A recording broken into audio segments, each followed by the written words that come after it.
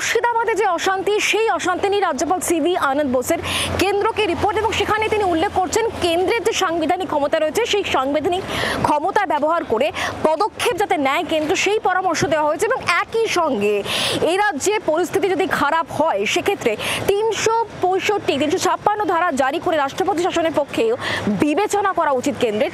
রিপোর্টে এটি উল্লেখ করা হয়েছে। মুর্শিদাবাদের ওয়াকফ অশান্তি নিয়ে কেন্দ্রকে রিপোর্ট দিলেন রাজ্যপাল সিভি আনন্দ বোস।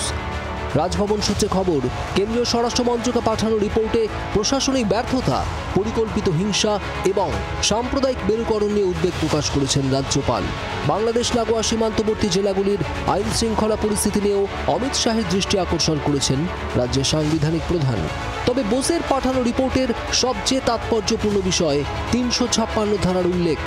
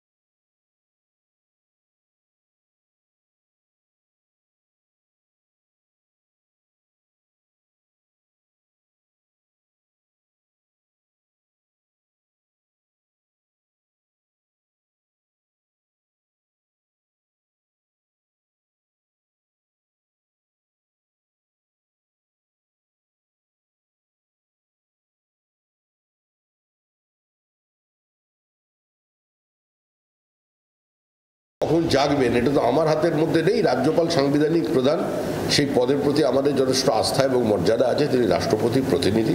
আজকে রাজ্যপালের যে অবস্থান, স্বাভাবিকভাবেই রাজ্যপাল যেটা বলেছেন সেটাই এই মুহূর্তে পশ্চিমবঙ্গের মানুষের দাবি। রাজ্যপালের রিপোর্টের পিছনে রাজনীতির গন্ধ পাচ্ছে রাজ্যের শাসক শিবির তৃণমূল। রাজ্যপালের সুপারিশে থাকা উচিত ছিল যে বিএসএফকে, যারা নিজেদের দায়িত্ব সীমান্ত রেখা থেকে 15 কিলোমিটারের বদলে 50 কিলোমিটার করে নিয়েছে, তাদের সঠিক দায়িত্ব পালন করতে হবে।